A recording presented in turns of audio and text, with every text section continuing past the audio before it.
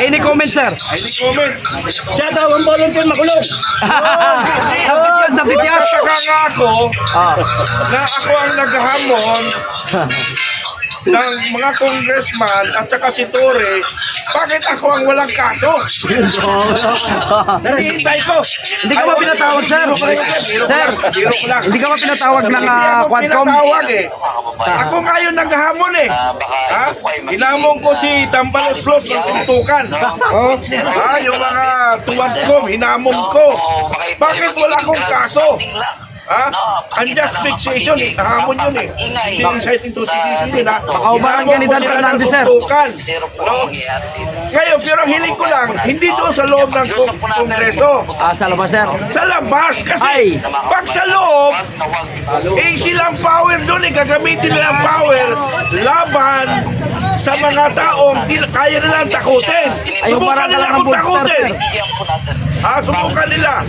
Pero, hinahamon ko ang mga matatapang na mga nasa gobyerno, MUP man, ano pa man, sa labas ng korte o sa labas ng Congress o sa labas ng mga opisina nila. Kasi kingdom nila yun eh. Pero hinahamon ko sila sa labas para patas ang karapatan ng isang Pilipino. Alam? Isang Pilipino, karapatan natin labanan. So, may mga tanong. Tuloy ba? Bakit kayo atras ba kayo? Kayo? Pero may problema kasi tayo. Sa Pilipino kasi, hinihintay muna silang masaktan bago kikilos. Paano yon? Paano kung pag kumilos ka na, hindi ka na makakilos, kasi naputulan ka na ng paa? Hihintayin mo pa ba yun? Dapat ngayon tayo kumilos, panahon na ang sitwasyon ngayon, ang gobyerno, panahon na palitan ang sistema. May itsa 1, may itsa 2. Ano nangyari? Inciting! Incite crimes. Ano ang nangyari? Ang nangyari sa bansang Pilipinas, lalong lumulubog ang Pilipinas because of corruption. Alam niyo ba ang corruption nga sa Pilipinas? Tradition yun. Narinig ko na sa isang kampo yun. Sir, kasi problema kasi tradition na eh. Tradition ng corruption. Kinaugalian na. So, ibig sabihin mga kaibigan, panahon na, itong panahon na ito, gagamitin natin itong panahon na papalitan natin ang buong makinarya, ang buong sistema ng gobyernong Pilipinas sa pamumuno ng ating bangang na presidente. Pero hindi ko sinasabi na ang kanyang administrasyon lang ang corrupt. Lahat ng administrasyon ay corrupt. Pero ngayon lang, ang malala, wala lang control ang presidente. Kanya-kanya silang nakawan. Kahit man anong ayon siya. I'm sorry armed forces ha. I'm sorry armed forces. Galing ako dyan. 4.9 billion ang hinahanap ko sa inyo.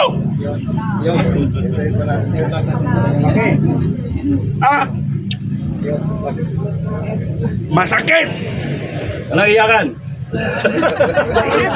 Masakit sa kalooban ko. Nasirain ko. Easy. Puso. Easy. Tubig muna, tubig. Tubig. Kok muna. Pagkat na yung masay. Kiss mo na sa babae. Bigyan ng pulburon, pampakalma. Okay. Masakit pa sa kalooban ko na ang armed forces ay tinitira ko. Pero mas masakit ang maraming byudang namatay dahil sa stress kahintay lang mga differential nila. 2017! Anong taon ngayon? 15, sir. O ilang years na? 8 years! Pag bumaligtad ang panahon, tingnan nyo, General Lupina, mag-harap tayo. Nagpapagamit ka, alam ko, may kakaya ka, pero ginusto mo ma-promote ka ng general. I'm sorry for the word. Sorry. Pero talagang dapat sabihin yan para alam ng publiko. Because public ban yan na dapat alam ng publiko dahil pira ng taong bayan yan. Ako, nag-retired, hindi ko pa tinatalikuran ang aking responsibilidad sa ating bayan. Ano? So, mga kababayan, hiling ko sa mga vloggers, sana nagkakaisa tayo tungo sa ating pag-unlad at pagbabago ng Pilipinas. Huwag tayong magkanya-kanya. Iisa lang ang direksyon natin. Ano ang problema ng bansa? Issue-based lang tayo. Huwag tayong politika. Because of politics, naghihirap ang Pilipinas. Tarantado kayo. Because of politics, naghihirap ang Pilipinas. Kailangan magkaisa tayo para sa ating kinabukasan, para sa ating bayan. Huwag tayong mag-usap sa politics. Ang pag-uusapan natin, corruption, abuse of power, narco-politics, pro-communist, and bangag yung ating presidente. Iyon, isa pa yan. Isa lang ang hiling ninyo mga vloggers.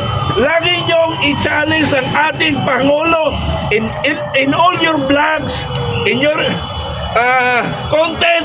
Lagi nyong isingit na magpa-drug test siya para mapatunayan na siya ay hindi adik.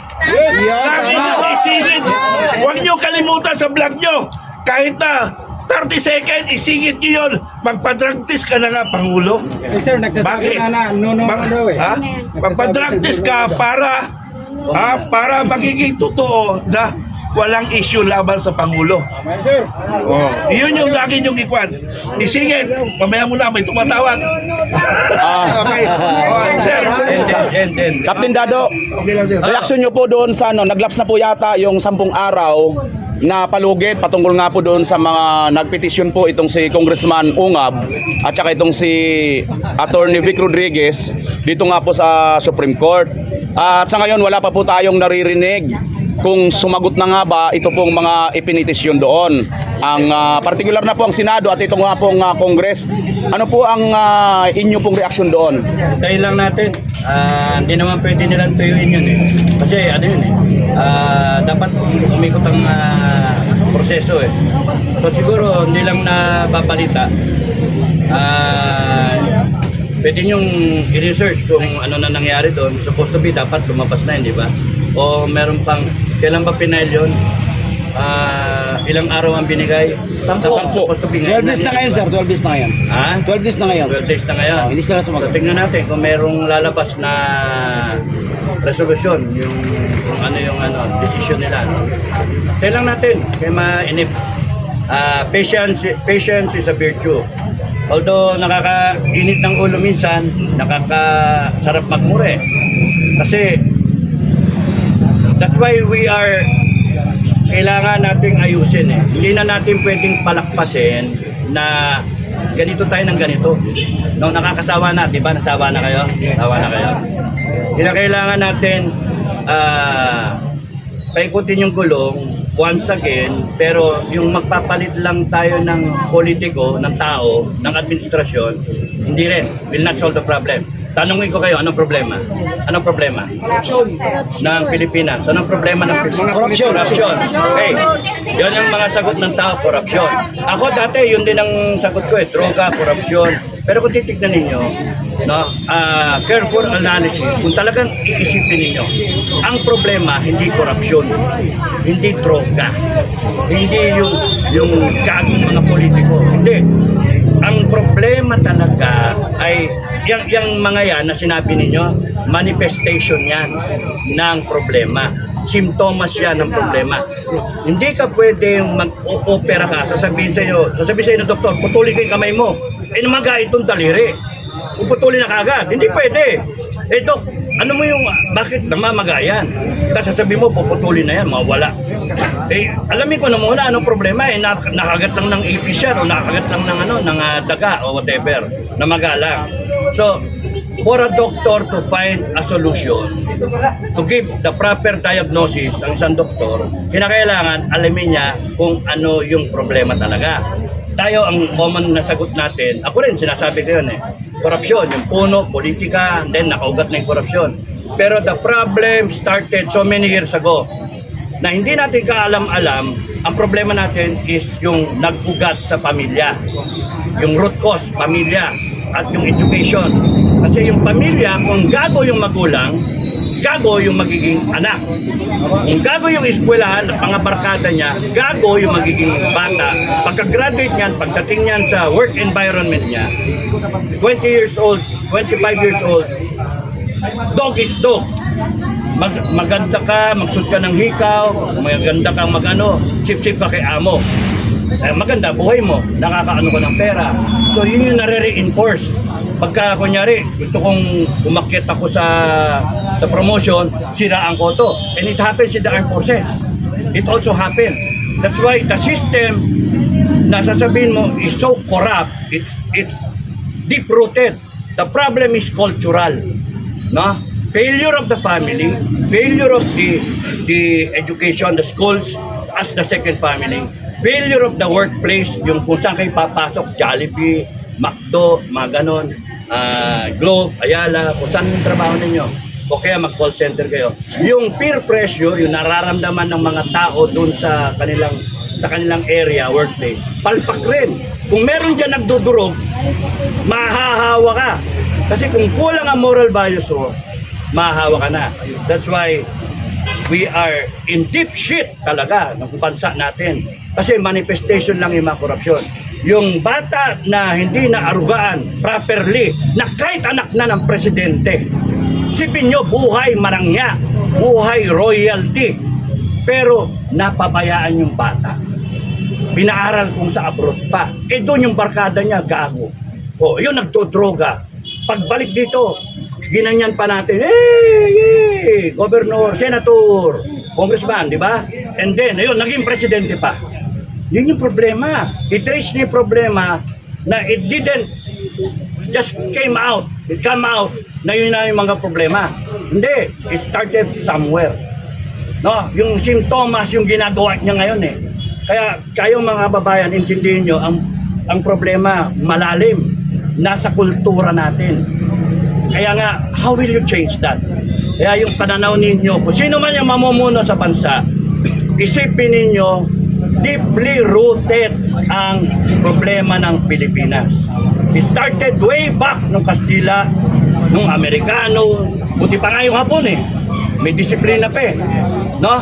Then ngayon, kanya-kanya tayo, Pilipino against Pilipino, siraan, bangayan, siraan, di ba? Mga vlogger, kanya-kanya. So, kung hindi pa kakasuhan, kung hindi pa iko-contempt, hindi pa magsasama-sama, yung common cause, I can say to you mga kababayan, mag-unite kayo as a people because we only have one country. Isa lang ang bansa natin eh. Hindi pwedeng umiral dito yung tarantado. Dapat tayo, yung matitino, ang umiral. At kung kaya natin, ituwid natin lahat. Simulan natin sa pamilya natin. Pamilya talaga. Ayusin niyo yung pamilya ninyo. Ayusin niyo yung palaki ng pamilya niyo. The government should be able to make sure na yung pamilya ay maayos niya.